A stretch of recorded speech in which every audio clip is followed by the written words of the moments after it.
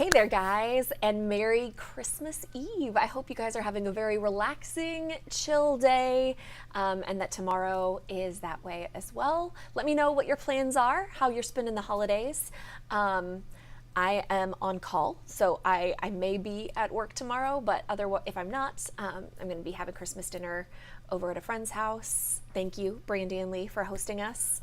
And then I am off next week. So the next time you will see me is in 2022. But as we wrap up 2021, we wanted to talk about some of the top stories, all the big headlines, and there were a lot of them in Houston this year. We had a big list from KHOU.com, like all the top clickers, and there were a couple that were tops that I just didn't feel like needed to be on the list, like stimulus checks and like the tracker. Obviously very high interest, but who wants to talk about a stimulus tracker, right? So these are the top 10. We also smushed some together. Some of these stories, as you can imagine, Hurricane Nicholas, the winter freeze, Astroworld. We had so many different articles about those that I've just combined them into one topic. I do ask for some grace as I maneuver the machine. So I have a lot of videos, a lot of different components here that I'm going to be switching through, and I run this all myself. So hopefully there are no hiccups. Hopefully it is just smooth as can be, but if not, I hope you'll ride through with me. I do want to ask you too, what were your top stories of 2021? Let me know what will stand out about this year to you. What kind of set it apart, and then we'll see if it's on the list. So again, these are in no particular order. I'm just gonna roll through these, but we're gonna start, with the February freeze. I think for a lot of people, this is gonna be the number one thing that we think of when we think back to 2021. It really started the day before Valentine's Day. I remember because I got sent up to the Woodlands. So on Valentine's Day, had to kiss my boyfriend goodbye. He went, he's a meteorologist. He went off on his way. I went off on mine, and we didn't see each other for, I want to say about 5 days. 5.2 million people lost power in this winter storm. Most of those were in Texas, but not all. In Texas, we did have at least 210 deaths that are attributed to the freeze when temperatures went into the single digits in some spots. In Houston, our lows were 13, 15 degrees, depending on the airport. The brownouts, blackouts that we had that have led to huge changes. The legislature this year passed a couple different measures that require changes at the ERCOT level, that most of the board seats are held by Texans. What a novel idea, right? And that power generators winterize. So where are we at now? The ERCOT interim CEO on December 8th said that 97% of Texas's 855 power generators submitted winter readiness reports. And then right after that, the Public Utility Commission of Texas fined several generators, the remainder, who didn't file those winter readiness plans by December 1st, fined them $7.5 million. But this is something that, of course, we are watching closely, lawmakers are watching closely, to ensure that we don't go through something like this again, something that was almost a replica of what had happened in 2011. So we will see if any changes are made there. I'm going to hop on our Facebook page and see if you guys have any comments. Oh, this is an interesting one for a top story. Britney, free Britney. Yeah, she got out of the conservatorship that her father had managed for so long. That's a big story nationally as well. Okay. This is a big switch up from our last story, but an interesting one nonetheless. One of our top 10 articles on khou.com. Do you remember this? When a man who was driving along the Grand Parkway, this was back on May 6th, hit a 300-pound gator that was sitting on the Grand Parkway. He was going about 70 miles per hour. The gator, look at that guy. Gator didn't make it. You can see the damage to the car. Car was in bad shape because the guy drove for about a mile with the gator stuck under the car. And we never really know where all these clicks are coming from. I got to imagine there were a lot of people outside of Texas who are like, what are y'all doing in Houston? Again, this was Montgomery County, so a little bit outside of Houston proper, but 300-pound gator sitting on the road, hit going 70 miles an hour. Again, the gator did not make it. Looking to see if there are any comments. No one's commented so far, but let me know what your top stories of 2021 were. We have Mick who says Brittany is one of his. Certainly one of the ones that in recent memory. I mean, what can you say other than that? This is definitely something that we've provided a lot of coverage for, and that the community is doing a lot of reflection about, that is now getting national investigation. The Astroworld Festival tragedy. You're looking at the photos of the 10 victims, ages 9 to 27. Just last week, the coroner confirmed the cause of death for these 10 people was compression asphyxiation. It's basically when you are just squeezed so tight you can't even breathe. And this all happened at Astroworld Festival, Travis Scott's Astroworld Festival, during his performance on November 5th. Huge crowd.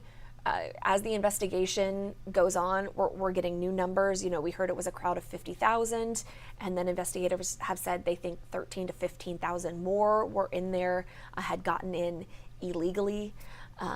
And they were all packed in for that Travis Scott performance. Myself included, I wouldn't say packed in. I was probably about 2/3 of the way back. Didn't know any of what was happening closer up to the stage, but we now know those 10 people lost their lives. We know Congress is looking into this. House committee just recently sent a letter to Live Nation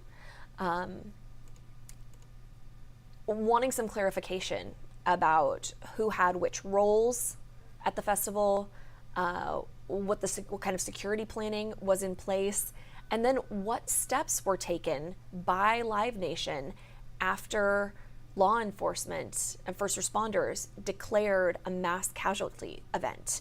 We don't have a lot of those answers at this point, but it is something we will continue to cover into 2023. Dozens of lawsuits, hundreds of plaintiffs, and we'll provide a link. Actually, I can just tell you it's khou.com/Astroworld if you want to read up on the very latest there.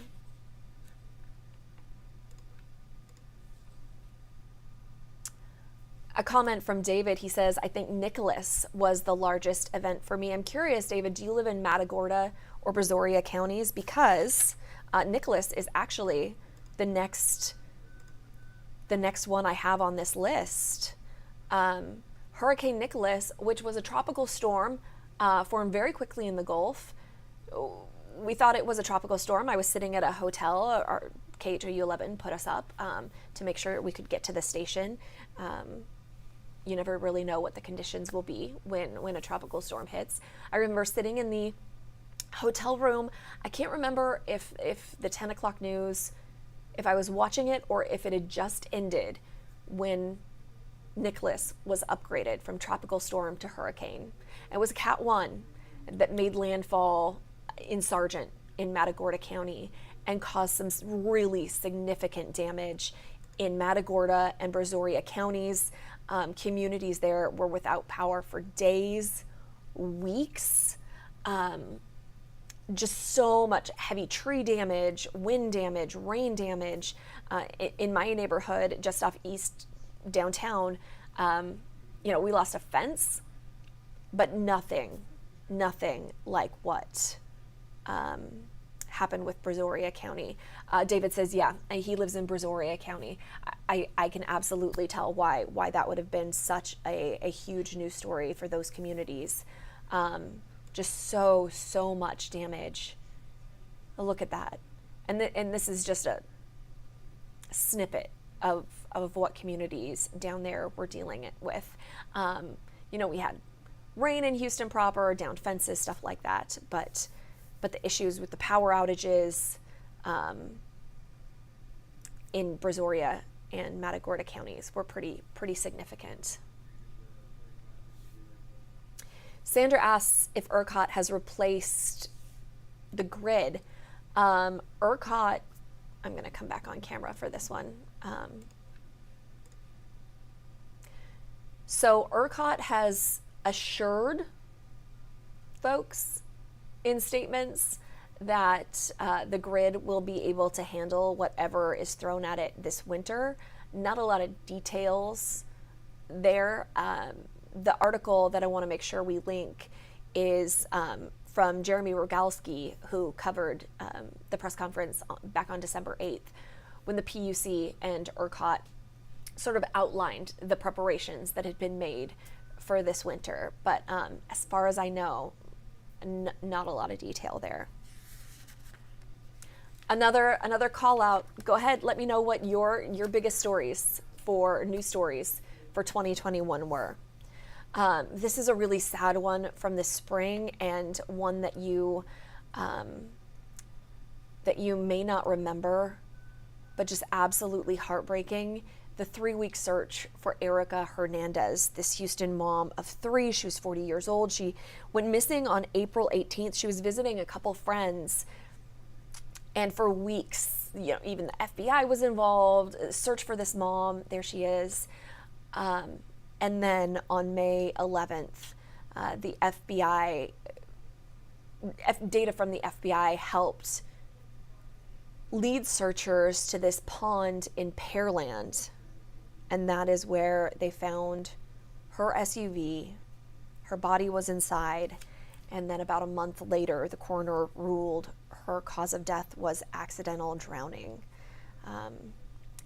Her family says she had gone to visit one friend and then drove over to see another friend, and it must have been on her way home from that second friend's house that something happened and caused her to go off the road into that pond. But just a tragic turn of events, and your heart really goes out to them as we get ready to celebrate Christmas, you know, tomorrow, and this will be the first holidays without Erica for her family. So if you can, send up some good thoughts, some prayers for the Hernandez family and everyone who loves Erica. Looking back at a comment from Henry, who says he was in Surfside during Nicholas. We're told it was supposed to be a rain event, but the eye of the storm came right over us at 1 a.m. He says it got very still, then hurricane force winds took off part of the roof, but we were okay. Glad you all made it through that. Yeah, the winds were very, very strong, and the rain that came along with it, but that sudden upgrade, kind of a surprise from tropical storm to hurricane, really caught a lot of people off guard, and that's why you got those hurricane force winds. David says COVID as well. I'm going to talk about COVID, one piece of COVID. I mean, honestly, we had so many articles about the pandemic this year. You can imagine, almost daily. New data, new statements, new treatments, vaccines, boosters, all of it. Where to get tested, where to find at-home tests. P.S. If you've seen a pharmacy that has at-home tests, please share it in the comments, because I know there are so many people out there desperate to find them before they head to Christmas gatherings, even New Year's gatherings, and they are a hot commodity right now. I also know that if you use some of the free testing sites, appointments aren't available for days, just because there's so much demand right now. So many local cases attributed to Omicron. the new variant that is just sweeping through the Houston area. I was diagnosed with COVID a couple weeks ago. I've since tested negative. I don't know what variant I had, if it was the original, Delta, Omicron. But what I do know is it started with a runny nose. For a day, felt like I had kind of a sinus infection building, and then that was gone. I was fine for 5 days until my sense of taste and smell disappeared. And that's when I knew. Got tested the next day and I was positive. Okay, let's move on to the next story, which is one of those, feel like only in Houston. Remember India the tiger? On Mother's Day of this year, a lot of people in the neighborhood shared video of a tiger loose in the Memorial neighborhood. Then there was a whole standoff with an off-duty deputy who was about to shoot the tiger. A man we now know is Victor Cuevas gets the tiger, takes it inside, and then you see a car driving off. And there were days of like, where is Cuevas? Where is the tiger? Cuevas ended up turning himself in. We still didn't know where the tiger was. Carol Baskin, who we know from Tiger King, was involved, offered a reward. And then it came to pass that India was brought forward in part by Linda McAvale, Mattress Mac's wife. But that's how India, this 9-month-old cub, got turned into police.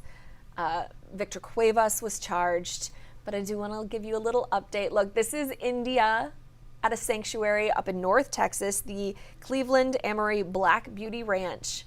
Love and life. And there are actually 2 Houston tigers at that ranch. Just one of those huge, again, like I was saying, what? I'm going to share a link from one of the most recent stories we did, but it was when Cuevas posted a long caption along with photos and a few videos on Instagram detailing his love for this cub, and video of them chasing each other through the house and someone feeding with a bottle, talking about how he was in the process, he was trying to get property for India so that the cub would have more space, but it is legal in parts of Texas to have a tiger, just not in Houston proper. Trying to see if there are any other updates there. Nope. So we will keep moving. Actually, I'm going to bear with me for just one moment. I'm going to close down some of the files we've already run through because they are jamming up my computer screen here and I can't see where we're going next. Aha, here we are. Flash way back to January 6th, the Capitol riot. There have been at least 9 Houston area people arrested and accused of being there on January 6th. About 600 arrests in total in 40 states, 61 from Texas. So of those 61 in Texas, about 9 are from the Houston area, including a former Houston police officer who was recently sentenced to 45 days in prison. Looking back through to see if there are any comments about top stories. David's still talking about Nicholas. Remembers waking up at 2:10 and hearing the winds and then lost power. Yeah, there were a lot of power outages in Brazoria and Matagorda County because of Nicholas. Okay, next up, this is a COVID-related story, and I want to warn you that the video I'm going to show you is pretty graphic. Might not be for everybody. I know we're getting into lunch. So just a warning, if you're eating, maybe pause this, come back to it, or put down whatever it is you're eating, because we are going to be talking about a symptom, a really what appears to be a really rare symptom, possibly linked to COVID, and they're calling it COVID tongue. The official name is macroglossia. There are at least 9 cases in the United States, according to a local doctor. Now, of those 9 patients, all of them were intubated before the swelling got started. 8 of the 9 are Black, 2 had strokes, and 7 were diagnosed with COVID-19. Not a lot of answers about it at this point, beyond that doctors think it has something to do with where the virus attaches in your brain, and kind of what buttons it pushes. Again, going back to my symptoms, when I think back to when I had what felt like a sinus infection, and now I know it was this virus getting into my brain and just pressing buttons. And that's one of the things that really concerns me about it is you hear about the long haulers who have symptoms like brain fog and body aches. My ex-mother-in-law has had them for a year. She got COVID around Thanksgiving of last year. She is just getting her taste and smell back as well. So it's just pushing those buttons. We know that the first case was documented in September of 2020, so I had a little debate about whether we should include this, but the article that really got you guys clicking, that had a lot of interest for you guys, was from, I want to say May? It was from this spring, anyway, but that first case was documented in September of 2020. Kind of a scary thing to have happen. You can read the full article. We just shared that link about the doctor who's trying to figure it all out. A lot of questions there. Just recently, this was just on a story from November 12th that we're moving on to next. Let me know what your top stories are. I'm still going to put out that call. The search for more victims of the killer known as the Candyman, Dean Corll. So this is in the back of a Pasadena backyard. The impetus for this was that Elmer Wayne Haley, he was one of the accomplices of Dean Corll, the man who actually killed Corll, thought that there might be more bodies buried in the backyard. And if you're unfamiliar with this case, 28 bodies have been found attributed to Dean Corll, and he got the nickname Candyman because his mother ran a candy shop in the Heights, and he lived right there and then eventually moved to Pasadena. But between 1970 and 1973, investigators say at least 28 boys were raped, tortured, and murdered, and then their bodies were buried, some in this backyard, some were found in Galveston. So there has been this continued search. At the time, a lot of them were labeled as runaways. These were a lot of them teen boys from the Heights. We have an article on that, but I really, for a real deep dive, Texas Monthly about 4 years ago did a long form article on Dean Corll. It's CORLL, if you want to do a quick search,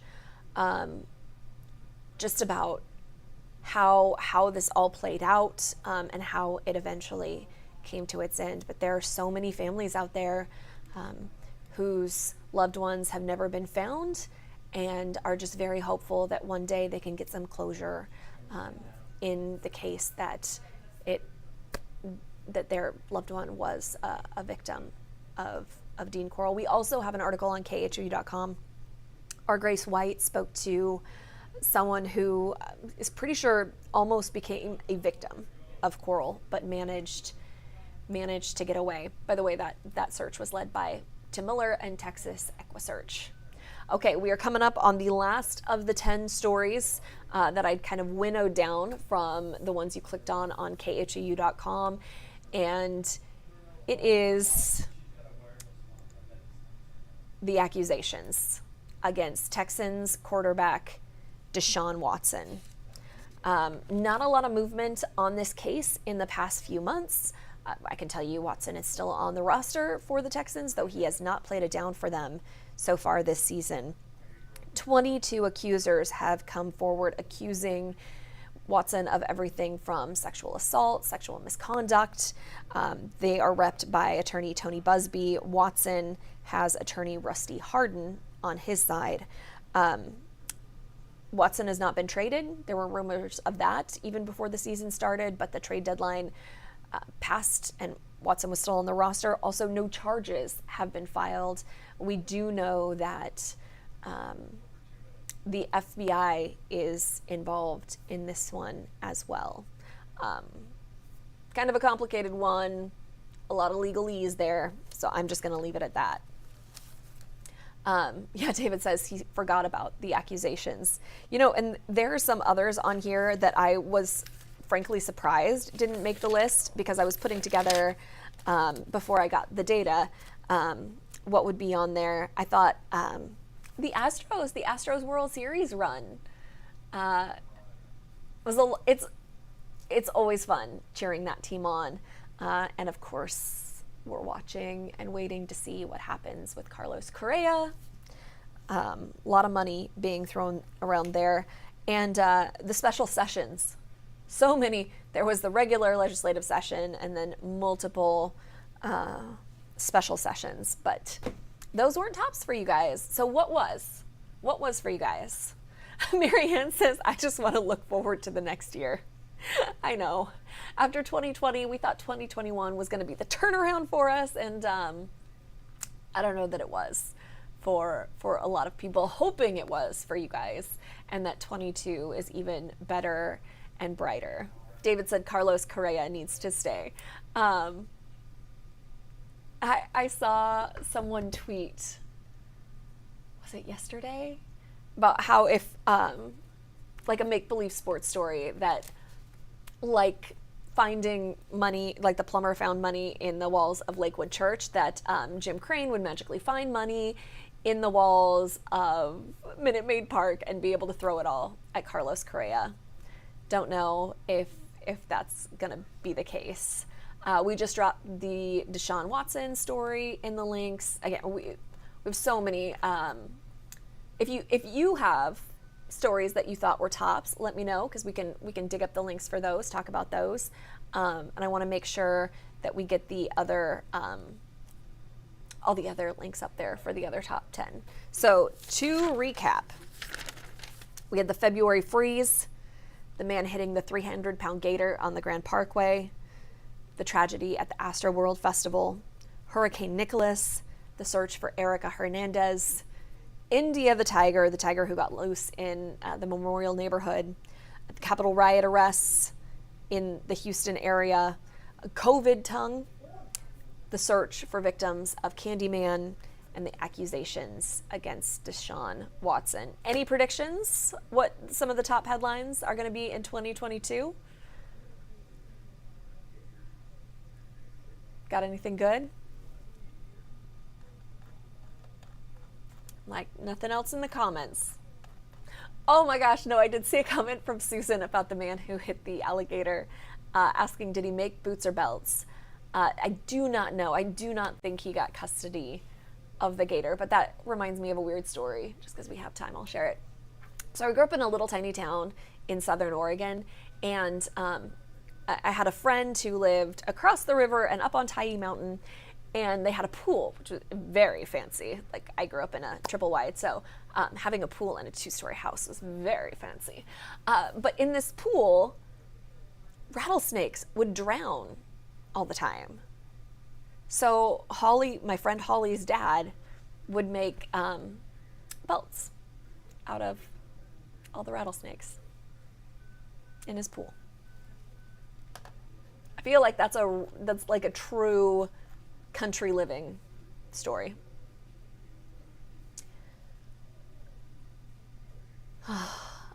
David says COVID might go through an end period. That would be nice.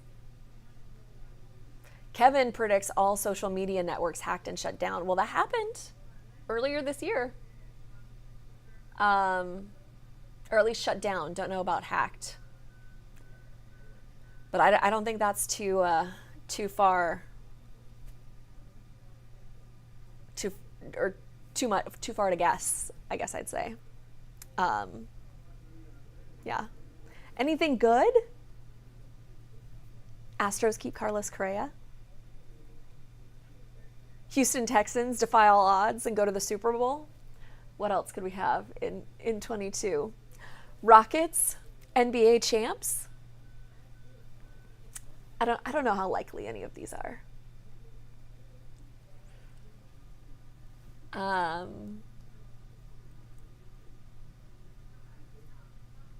don't know why mine are all sports related either. How about this one? Record quiet hurricane season in 2022. I am willing it into existence. And with that, folks, I'm going to leave you. I hope you have a very Merry Christmas, Happy Holidays, and I will see you in 2022.